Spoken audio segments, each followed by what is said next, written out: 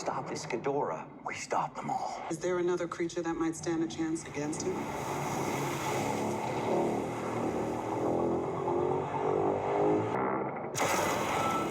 What's good, YouTube? It's your boy Lamont, my boy James. We're bringing you a Godzilla, another parking lot movie review. We just got out watching it. First thoughts, James, other than that stinky guy sitting beside you in the theater. All right, so, you know, visually, this was one of the most stunning movies I've seen in some time. There were a couple brief moments where you looked at Ghidorah and like, that looks like it was drawn by hand almost. But for the most part, like visually stunning. The explosions, the monsters, I am hard-pressed to complain about how it looked visually.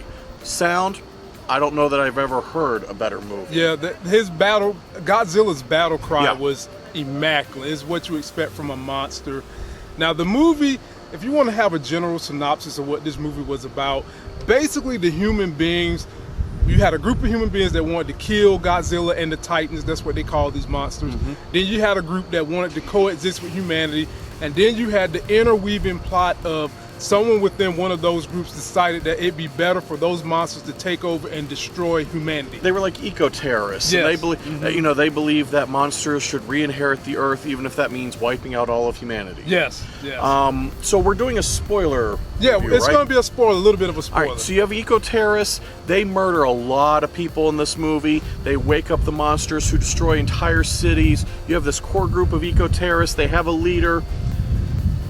Speaking of which, the leader was the daddy on Game of Thrones, Daddy Lannister from Game of Thrones. Yes. And the acting, I would say, was okay. You had the girl from Stranger Things, Bobby Millie Brown. You had the same scientist from the last movie, and you had his wife who was in it. She played somewhat of a anti-hero because her ass is one of the ones that sent this whole thing in a catapult where you did have these eco-terrorists. And I guess then, spoiler alert, they just kind of dropped the eco-terrorists. They did. I mean, he let them go, and I assumed at some point Godzilla was going to come stomp on them or something. Right. No, we never saw them again. It's a whole plot line that's completely unresolved. Yeah, they didn't resolve that Nor part. did they hint. They didn't even give a hint that, you know, these guys will be back in the next movie or anything. It was just goodbye to the bad guys. Yep. Okay. Just disappeared. Now we want to give you the thespian stuff. What was good, what was bad. So we'll go down the list of good. We'll go down. Do you think the casting was good? Good. That's a good word for it. Yeah, good. The casting did not distract from the monsters of the movie. Right. Nobody overshadowed the monsters, which is what that's Normally important. It's the problem. Yeah.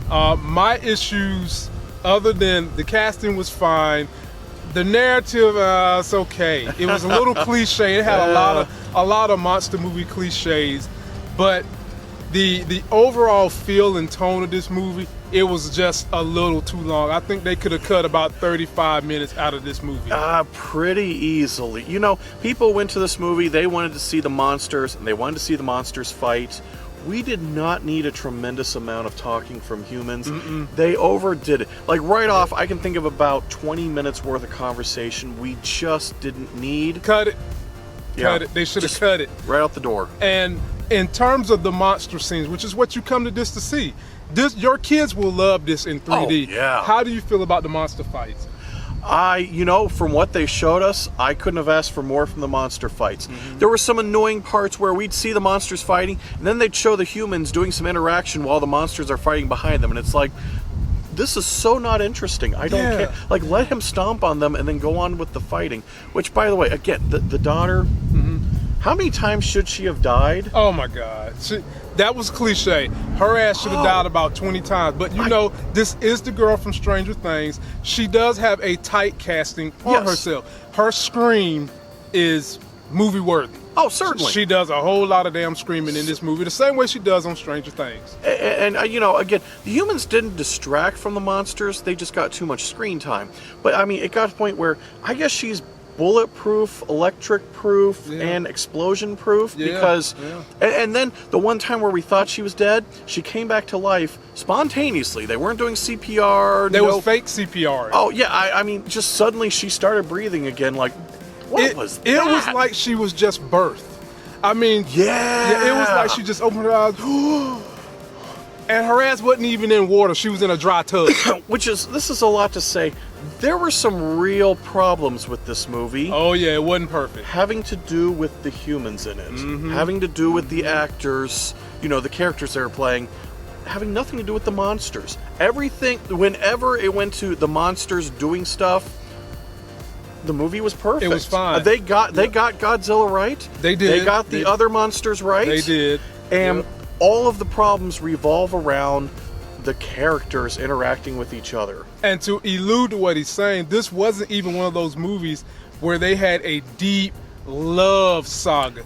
This was more of a family saga. This was the thing that was supposed to get you emotionally involved was you had a mom and her daughter separated from a dad, and the dad was trying to get back with the divorced wife in the midst of all the chaos with the monsters. And what's a big deal is, decades before, they had lost their youngest son to Godzilla. In the very last movie from 2014.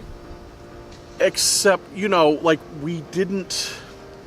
They spent the whole movie talking about him, but if you only saw this one, you didn't know why you cared. Right, you wanted them to just shut the hell up and get on with the movie. Everything they did was because of what happened to their son years prior, and it was like... Okay, enough is enough. Yeah, we get it. You lost somebody, but like a character that they didn't even show in this. Yep, so we have to get to the nitty-gritty and let you guys know what our ratings are and if you should see it. James, give them your rating. 6 out of 10. They got the monsters right, visually stunning, the sound was great. Every person in the movie was so stupid. Yeah, same here. 6 for me out of 10 on the life gain scale. If I was saying whether you should stream this, wait for it to come on your favorite stream, or go theater beam it this weekend, I would say you can sit at home and you can wait and catch the stream. But listen to it with good speakers, good headphones. Right. That you get something out of seeing it in the theater in that you get the great sound, you got to see it just right to even get the 6 out of 10. Right, you do. And if you stay home and watch it, you won't have to be in the theater next to someone who smells like 57 different rainbows. Like, for the first 15 minutes, sorry, I'm spitting. He was popping mints for 15 minutes. And then the smells got worse. Golly. So, ladies and gentlemen, that is an exercise, and when you pop mints, don't just swallow them whole, because they will come back out the other whole. Any closing words, James? No, I think that covered it just that'll now. cover it. That's going to do it for this video.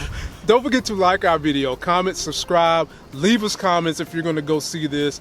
Tell us which one has been your favorite Godzilla movie. And until the next Sex is Hell movie review video, we'll see you